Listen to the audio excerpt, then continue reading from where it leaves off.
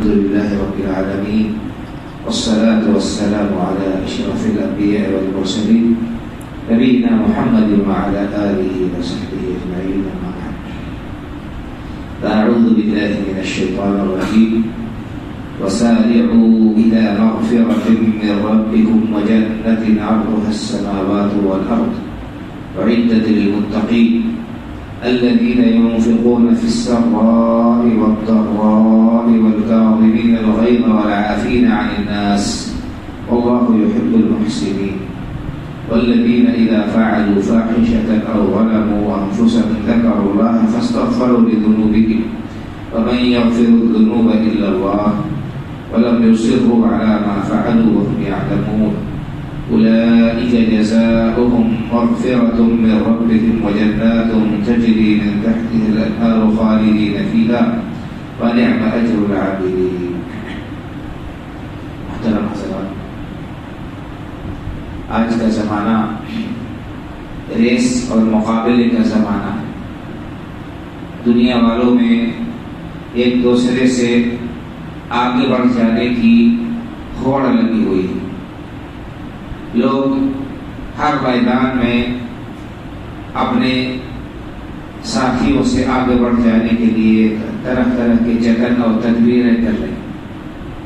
تاجر کی یہ خواہش ہے کہ وہ دوسرے لوگوں سے آگے بڑھ جائے تجارت میں.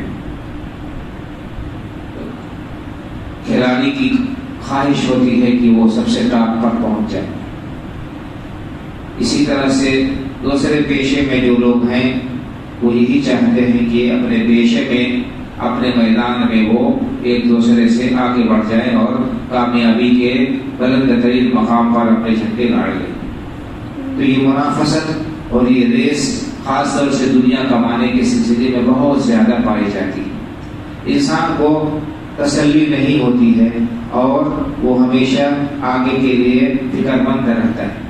ایک انسان کے پاس میں اگر سائیکل ہو جاتی ہے تو اس کی خواہش ہوتی ہے کہ اس کے پاس میں موٹر سائیکل ہو جائے. جس کے پاس میں موٹر سائیکل ہے اس کی خواہش ہوتی ہے کہ اس کے پاس میں 4 پہیا ہو جائے اور اس میں فلاں جو ہے طرح کی گاڑی ہو جائے. اسی طرح سے زمین، ایک گھر سے 2 گھر، 2 گھر سے 3 گھر، ایک دکان سے دوسری دکان. انسان کی یہ فطری بات پائی جاتی ہے اس کے اندر. اور پھر جملہ دنیا کمانا یہ ممنوع بھی نہیں ہے. انسان کے لیے اجازت ہے کہ وہ دنیا کمائے، لیکن اس کی حدود اور قیود متعین کیے گئے. کہ دنیا کمانے میں انسان حرام اور حلال کا پاس و لحاظ رکھے، جائز اور ناجائز کا خیال رکھے، اس کو ذہن میں رکھے. اللہ تعالیٰ کیا چیز ہمارے لیے حلال ٹھہرائی ہے اس کو انسان لے اور جو چیزیں حرام ٹھہرائی ہیں اسے باز آ جائے.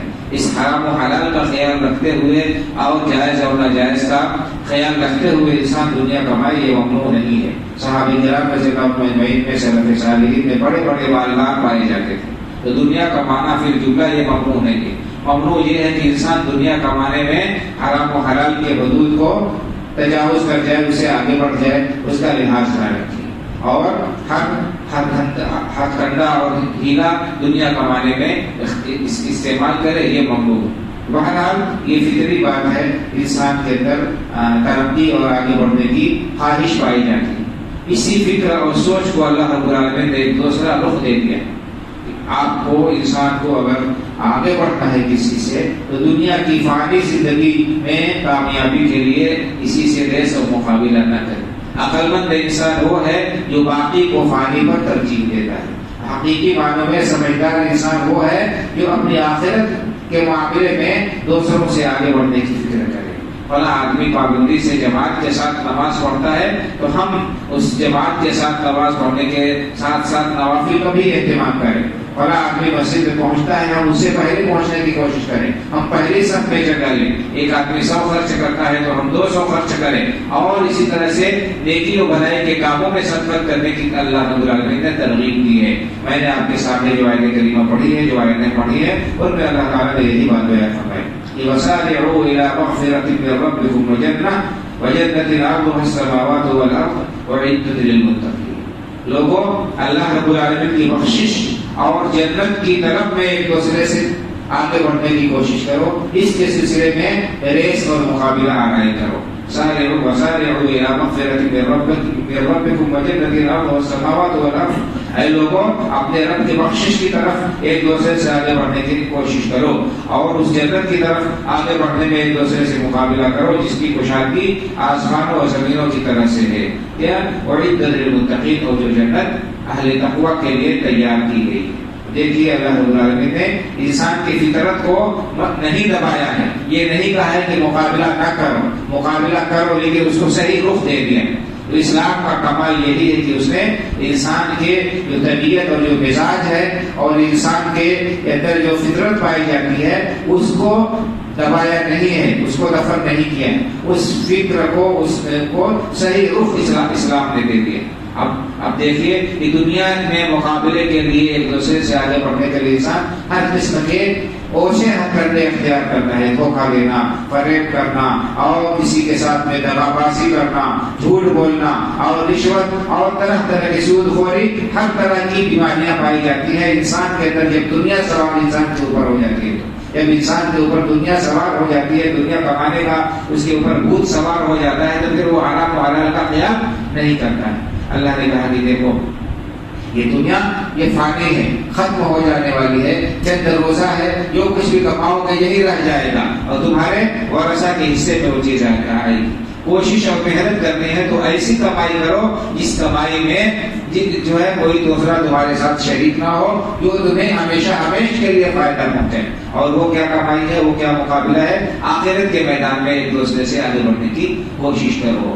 اور جب یہ بات انسان کے ذہن میں آئے گی کہ ہمیں مرنا ہے، اللہ کے حضور حاضر ہونا ہے، اپنے کیے دھرے کا حساب دینا ہے، وہاں کامیابی حقیقی کامیابی ہے، وہاں کی ناکامی حقیقی ناکامی ہے، تو انسان جب آخرت کے لیے فکر کرے گا تو معاشرے کے اندر ہمدردی آئے گی، غمخواری آئے گی، غریبوں اور مسکینوں کی فکر انسان کے ذہن میں آئے گی، ایک دوسرے سے ہمدردی کی جذبات پروان چڑھیں گے، نیکیوں کا دار دورہ ہوگا اور آپ دیکھیں گے کہ خوشحال معاشرہ تشکیل پانا ہے. اس ایک آیت کریمہ میں اللہ رب العالمین نے انسان کی دکھتی رگ جو ہے اس پر اس کی نشاندہی کی ہے اور اس کا بہترین علاج اللہ رب العالمین نے تجویز کیا ہے. تو ہمیں قرآن کریم کو پڑھنے اور سمجھنے کی ضرورت ہے، کس طرح سے اس معاشرے کو صالح معاشرہ بنانے میں اسلام کی عجیب ترین تعلیمات کا دخل ہے، اس کو بھی جاننے کی ضرورت ہے. تو بہرحال اللہ رب العالمین نے جنت کن کے لیے تیار کی ہے، بخشش کن کے لیے اللہ رب العالمین نے رکھی ہے، جن کے درجات اللہ بلند کریں گے ان کی صفات بھی اللہ تعالیٰ نے بیان کر دی ہے تاکہ ہم اپنے اندر ان صفات کو پیدا کریں. جنت کا حصول اگر ہم چاہتے ہیں، کامیابیاں چاہتے ہیں، اللہ رب العالمین کی رحمت میں ہم داخلہ چاہتے ہیں، تو ہمارے اندر کچھ صفات اور کوالٹی پیدا کرنی ہوگی. صرف اب اسلامی نام رکھ لینے سے اور اپنے آپ کو مسلمان کہہ لینے سے کام نہیں چلے گا. جیسا کہ اس سے پہلے درس میں نے بتایا تھا کہ سچے مومن کی نشانیاں اللہ رب العالمین نے کیا بیان فرمائی ہے. یہاں پر بھی اللہ رب العالمین نے کامیاب ہونے والوں، جنت میں داخلے کے جو حقدار لوگ ہوں گے، ان کی چند صفات بیان فرمائی ہے. یہ صفات ہمیں اپنے اندر پیدا کرنے کی ضرورت ہے. اللہ نے فرمایا کہ اعدت للمتقین، جنت متقیوں کے لیے تیار کی گئی ہے. متقی کون ہیں؟ جن کے اندر یہ صفات پائی جائے. الذین ينفقون فی السراء والضراء.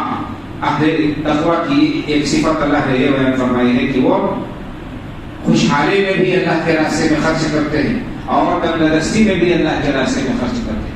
اللہ نے ان کو مال سے نوازا ہے، دولت سے نوازا ہے، ان کے پاس میں مال و دولت کی فراوانی ہے، خوشحالی ہے. اس وقت بھی وہ اللہ رب العالمین کی اس نعمت کی قدر کرتے ہوئے اس کو اللے تللے نہیں اڑاتے ہیں، اس کو لغویات میں نہیں صرف کرتے ہیں، اس کو لایانی کاموں میں اپنے مال کو نمود و نمائش اور دکھاوے کے لیے نہیں جو ہے صرف کرتے ہیں، بلکہ اللہ کی رضامندی کے لیے خوشحالی میں بھی وہ خرچ کرتے ہیں. اور اگر کبھی تنگی آ گئی، تنگدستی آ گئی، تو بھی اللہ کے حق کو یاد رکھتے ہیں، اس میں سے بہت حسب توفیق خرچ کرتے ہیں.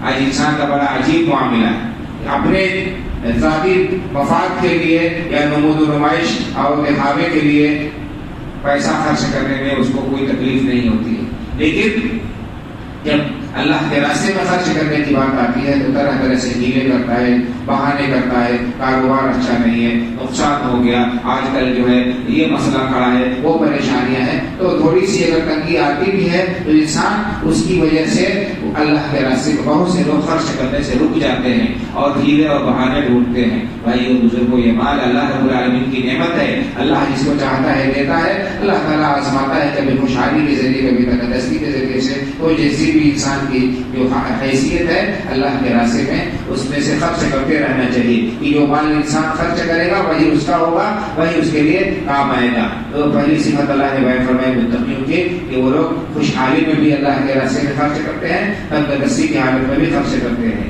دوسری بات بیان فرمائی والکاظمین الغیظ، متقیوں کی ایک صفت یہ بھی ہے کہ وہ غصہ پی جاتے ہیں، غصہ وہ دباتے ہیں اور جو ہے خواہ بخواہ کے لیے لوگوں پر اپنے غصے کا اظہار نہیں کرتے۔ تو یہ غصہ پی جانا حق پر رہنے کے باوجود بھی یہ بڑی عجیب صفت ہے، اور قرآن کریم میں جگہ جگہ اللہ رب العالمین نے اہل ایمان کی صفت بیان کی ہے، اس کی تعریف کی ہے۔ انسان اگر اپنے نفس پر کنٹرول کرتا ہے تو حقیقی معنوں میں وہی بہادر ہے، وہی بہادر انسان ہے جو اپنے نفس پر کنٹرول کرے، اپنے غصے پر کنٹرول کرے اور جو ہے آپے سے باہر نہ ہو جائے۔ تو دوسری صفت یہ بیان فرمائی۔ تیسرے فرمایا والعافین عن الناس، انسانوں سے، اپنے آس پاس میں رہنے والے لوگوں سے کوئی اگر خلاف اس کے مزاج کے خلاف کوئی بات ہو جاتی ہے، کوئی اس کے حق میں کسی طرح سے گستاخی ہو جاتی ہے، یا اس کے کہنے، اس کے سوچنے کے مطابق اس کے کچھ حق تلفی ہو جاتی ہے، تو بھی وہ لوگوں کو معاف کر دیتے ہیں، غصہ پی جاتے ہیں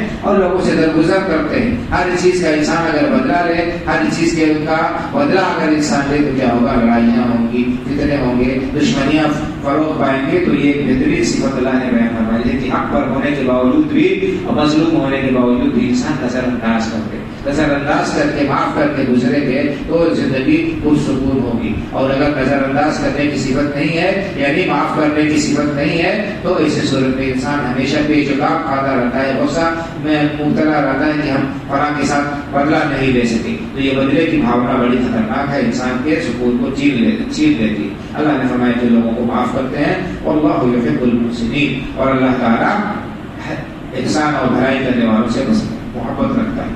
اسی طرح فرمایا کہ متقی لوگ کون ہیں؟ والذین اذا فعلوا فاحشۃ او ظلموا انفسهم ذکروا اللہ فاستغفروا لذنوبهم۔ اسی طرح سے اگر اسے کوئی کھلی یا جو ہے چھپی کوئی گناہ کا کام ہو جاتا ہے، کوئی غلط کاری ہو جاتی ہے، اللہ کے نافرمانی ہو جاتی ہے، تو فوراً وہ اللہ رب العالمین کو یاد کر کے اس کی بارگاہ میں توبہ کرتے ہیں، اپنے گناہوں کی بخشش طلب کرتے ہیں، استغفار کرتے ہیں۔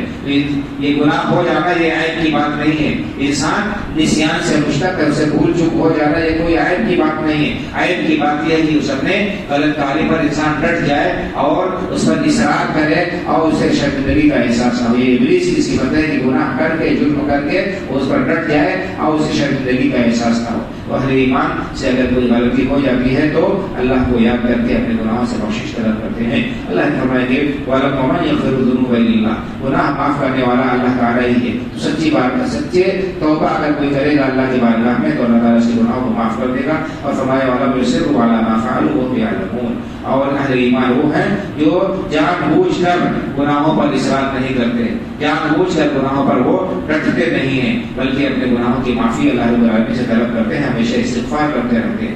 اولئک جزاؤہم مغفرۃ من ربہم وجنات تجری من تحتہا الانہار خالدین فیہا۔ اللہ نے فرمایا کہ یہی وہ لوگ ہیں جن کے لیے جنت تیار کی گئی ہے، ان کا بدلہ اللہ رب العالمین کی طرف سے بخشش ہے، اور ایسی جنتیں اللہ نے ایسے لوگوں کے لیے تیار کی ہیں جن کے نیچے نہریں بہہ رہی ہوں گی اور وہ ان میں ہمیشہ ہمیشہ رہیں گے۔ وَنِعْمَ أَجْرُ الْعَامِلِينَ، اور نیک کام کرنے والوں کو اللہ تعالیٰ بہترین صلہ عطا فرمائے۔ تو یہ چند صفات ہیں جو ہمیں اپنے اندر پیدا کرنے کی ضرورت ہے اگر ہم اپنے آپ کو مومن کہتے ہیں، اور اگر ہم جنت کے طلبگار ہیں، حقیقی معنوں میں اگر ہم جنت کے طلبگار ہیں، وہ کامیابی کے دائمی طلبگار ہیں، تو ہمارے لیے اپنے اندر اس کی صفات پیدا کرنی چاہیے، اور وہ استغفار کریں، لوگوں سے جن کے گناہوں کو نظر انداز کریں، اور اسی طرح سے اللہ رب العالمین سے کی بارگاہ میں ہمیشہ رجوع کرتے رہیں۔ اللہ تعالیٰ ہمیں سچا اور پکا مومن بنائے، اور اللہ تعالیٰ ہمارے گناہوں کو معاف کر کے جنت الفردوس میں ہم سب کا ٹھکانہ بنائے۔ آمین۔ وآخر دعوانا ان الحمد للہ رب العالمین، وصلی اللہ علی نبینا محمد وعلی آلہ وصحبہ اجمعین۔ السلام علیکم ورحمۃ اللہ۔